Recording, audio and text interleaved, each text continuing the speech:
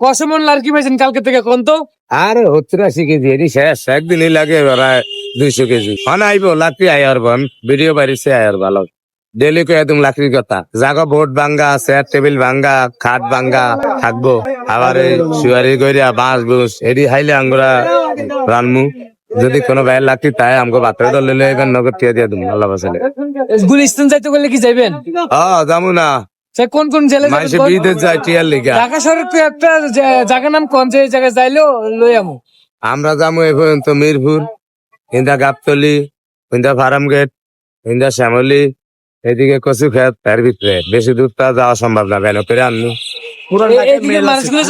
কোন এদিকের মানুষগুলো যদি দিতেন চান যোগাযোগ করেন। আমগরে যারা লাকড়ি দিতেন চান আপনাকে লাকড়ি ভইরা রয়েছে নষ্ট হয়ে যাইতে আছে